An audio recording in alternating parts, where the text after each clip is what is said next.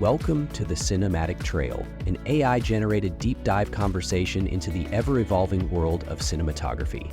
From exposure theory to lens choices, from lighting philosophy to creative workflows, we explore the craft, the gear, and the stories behind the frame, one trail marker at a time. Want to take your cinematography to the next level? Explore our online courses and learn more at cinematic.com.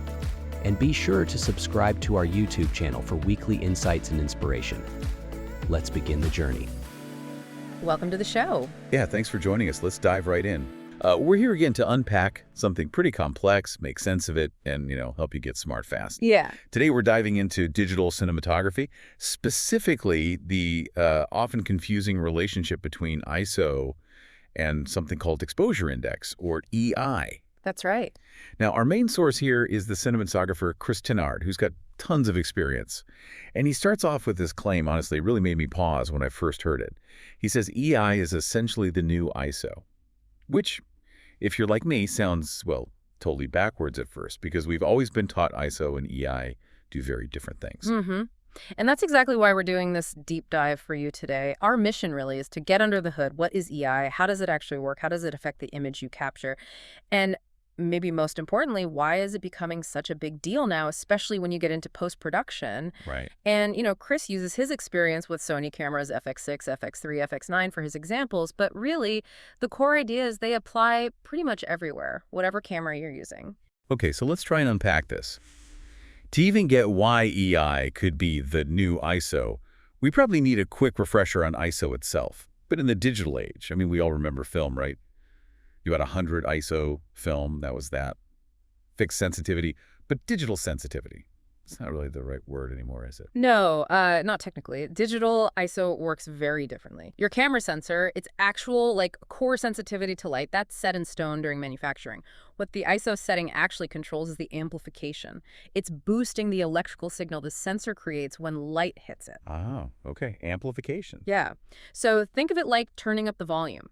Increasing ISO makes the image brighter, sure, but just like turning up audio volume too high, you amplify everything, including the unwanted stuff. It reduces the signal quality, introduces noise, so the higher you push that ISO, the noisier your picture gets. Simple as that, really. Okay, so if the sensitivity itself is fixed, yes, then this idea of native ISO must be super important. That's the setting where the camera uses, zero gain or minimal gain? Exactly, zero or minimal gain. That's where your sensor is happiest, basically. It's where you get the best dynamic range, the cleanest image, the least noise. Right. And Chris points out, many modern cameras, like that Sony FX66 he uses, have dual native ISOs. So maybe 800 ISO for your low base, and then maybe 12,800 for a high base. Yeah. At both of those specific settings, the camera's engineered to apply minimal gain, keeping things clean. So understanding your camera's native ISO, or ISOs, it's absolutely fundamental for getting the best performance, protecting your dynamic range, and just keeping noise under control. Okay, ISO sorted. Amplification, native settings, got it. But this whole deep dive hinges on EI, exposure index. And the traditional take, the one I certainly learned, was that EI doesn't actually touch the recorded image file at all. It just changes how things look on your monitor or in the viewfinder. So on the surface, it still just seems like a display setting, maybe a convenience tool. If that's all it is, why on earth claim it's the new ISO? That's the confusing part. Right, and this is where Chris's analogy really helps clarify that sort of traditional view. Think of ISO and EI like a water system in your house, but with two separate valves. The ISO valve, that controls the main water supply coming into the house. That's your recorded signal. We've got a core recording. Exactly. But the EI valve controls a totally separate pipe going out to, say, a sprinkler system in the garden. That sprinkler is like your monitor image. So you can fiddle with the EI valve, change the water flow to the sprinkler, change how the monitor looks, but it doesn't change the main supply, the actual recorded footage. Just like adjusting the sprinkler doesn't change the water pressure inside your house. That's a great analogy. It makes it super clear. Monitor view separate from the recording. So, okay, that was the old wisdom, but Chris is saying that's, well, maybe not the whole story anymore, or it's outdated. So what changed? Let's start with how people actually use EI now. I know one thing Chris mentions is using it in dark scenes. You can crank up the EI just to brighten the monitor, so you can actually see what you're framing, check focus, all that stuff, without messing up the actual exposure you want to record. Precisely. Makes it much easier to operate in low light. And he even tells that funny story about using it for clients.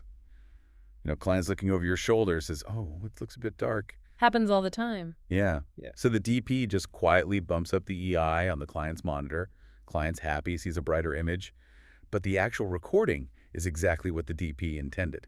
It's a neat trick. It is. A bit of on-set diplomacy.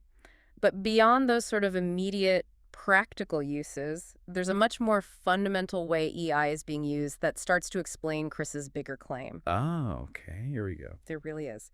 A really key application now is using EI to deliberately achieve a certain exposure level, especially for filmmakers who like to, say, overexpose slightly, maybe to get cleaner shadows, pull more detail out of the dark areas. Okay, how does that work then? Right, so here's the workflow Chris describes. Let's say your native ISO is 800. You deliberately set your EI lower, say down to 400, that's one stop less. What happens immediately is your monitor image looks one stop darker than it should. Because the EI is telling the monitor to display it darker. Exactly. So what do you do as the cinematographer? You see that dark image and you instinctively compensate. You'll open your aperture or slow the shutter or add more light until the image on the monitor looks correctly exposed again to your eye or your light meter. Okay. Now here's the crucial bit. You've made the monitor look right, but because you added one stop more light or opened the iris, etc., to compensate for the lower EI, when you take that footage into post, like DaVinci Resolve, and you actually measure it, you find your middle gray card, which for S-Log3 should be around 41 IRE, that's the standard measurement. IRE, yeah, the waveform unit. Right. You'll find it's actually recorded much higher, maybe at 50 IRE or more, meaning you have effectively overexposed the actual recording by one stop, even though it looked right on set. Ah, I see. You're using the EI setting to trick yourself, essentially, into adding more light than the monitor suggests you need. You got it. And the same logic works in reverse. If you set your EI higher than native, the monitor looks too bright.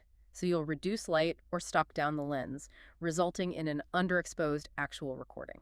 That makes sense. But if you're deliberately overexposing like that, using low EI, Right. isn't there a big risk of blowing out your highlights? Especially if it's a contrasty scene. Absolutely. That's the trade-off. Which I guess is why Chris really hammers home the point about using your tools, waveform monitors, false color, checking your IRE values, not just trusting your eyes on the monitor. Definitely. You need objective measurements when you're playing this kind of game. You can't just eyeball it, especially with log footage. Okay. Now, you mentioned dynamic range earlier. How does this EI manipulation affect the dynamic range we capture? Right, so let's quickly define dynamic range again. It's basically the number of stops of light a camera can see, from the deepest black to the brightest white, before it just clips to pure black or pure white. High-end cameras are maybe 15, 17 stops these days. The human eye is way more, maybe 30 stops, but cameras are catching up. Measured in stops, yeah. And it's always measured relative to that middle gray point we talked about. That's the anchor. So looking at the charts, like from Sony, at native 800 ISO, maybe you get 6 stops above middle gray and 9 stops below, something like that. Yeah. But Chris says when you lower the EI, let's say down to 400, it looks like you gain a stop in the shadows, but lose one in the highlights. Yeah, it appears that way. But here's the thing. The camera isn't actually magically changing its total dynamic range internally. What's happening is a direct result of you overexposing the image by that one stop because you lowered the EI. That extra stop of light you added lifts everything up. So the shadows get brighter and details that were previously crushed down near pure black get lifted up into measurable territory. So you're seeing more shadow detail simply because you exposed brighter overall. Precisely. You're pulling information up from the noise floor, effectively. And if you went down to EI 200, you'd be overexposing by 2 stops. So you'd lift 2 more stops of shadow detail out of the darkness. But the downside is pretty stark then. If you overexpose by 2 stops, lowering EI to 200, you started with maybe 6 stops of highlight headroom above middle gray. Yeah. Now you've only got 4 stops left before things clip to white. Exactly. You're shifting where that middle gray sits within the camera's total dynamic range capability by changing the overall exposure level. More shadows, less highlights, or vice versa if you raise EI. Okay, that makes sense, risk and reward. But then, Chris says, here's where it gets really interesting. Yes. This is the part that even surprised him, I think. So far, this is mostly understood, if maybe not widely practiced, but the deeper insight comes when you look at the actual quality of the signal being recorded. Not just the levels, but the cleanliness. Quality. So he did this test. Really simple. Put the lens cap on the camera, record pure black, then look at that signal on a waveform monitor. With S-Log3, pure black isn't absolute zero. It sits somewhere between maybe 8 and 11 IRE, usually. Okay, just above the bottom. Right. Now, at the native ISO, say 800, that black level on the waveform has a certain thickness. You see a fuzzy band. That represents the inherent noise and signal strength at that base level. Standard noise floor look. Yep. But here's the kicker. When he lowered the EI setting, first to 400 and then down to 200, that fuzzy band representing pure black on the waveform became noticeably thinner, cleaner, sharper. Wait, really? Thinner? Yeah, significantly thinner and cleaner, which implies, well, it implies something more is happening inside the camera than just changing a monitor setting or encouraging overexposure. It suggests the camera's internal processing is actually changing based on the EI setting. It's delivering a cleaner, higher quality signal, especially down in those deep shadows when you use a lower EI. It's not just about making things brighter. It seems you're actually recording better data in the shadows at those lower EIs. And that makes EI suddenly seem like a much more powerful tool, particularly for low light, even before we get to the post-production side. So it's not just shifting levels, it's actually improving the quality of the shadow information being recorded. Yeah. That is genuinely surprising. Okay, that adds a whole new dimension. But let's circle all the way back now to the big claim. Why say EI is the new ISO if traditionally it didn't change the recorded file itself? What connects all these dots? This is the real mind bender. Well, this is where Chris himself had a bit of a revelation, maybe about a year before he made his video. He was doing some exposure tests, changing EI settings, fully expecting, based on everything he knew, that those EI changes would not affect the actual recorded files, just the monitor like we discussed. Right, the sprinkler valve. Exactly. But when he brought the footage into DaVinci Resolve, the unexpected happened. The brightness of the clips was different, directly corresponding to the EI he'd set on camera during each take. Huh.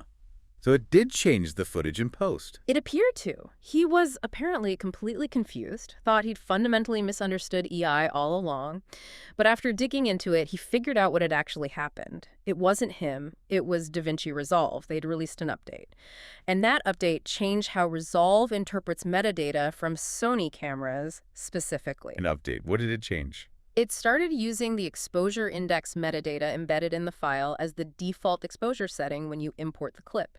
It basically started ignoring the camera's base ISO setting that was also in the metadata and prioritized the EI value instead. Whoa, okay, hang on. So if I'm shooting on my Sony camera and I change the EI on set, maybe I shoot one clip at EI 800, the next at EI 400, that specific EI number gets written into the file's metadata. Yep.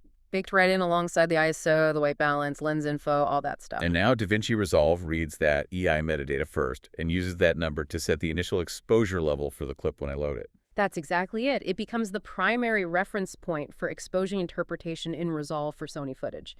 Now, you can still override it, of course. You can go into the raw settings and change the exposure manually or even tell it to use the ISO instead.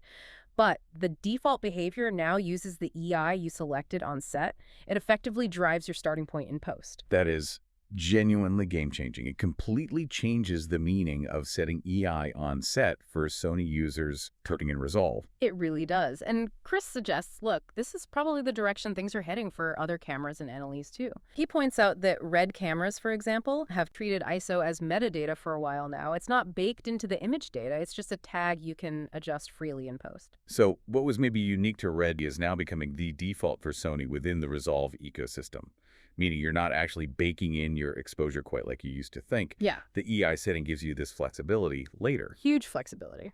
Okay, so let's try and tie this all together then. The initial paradox, why call EI the new ISO?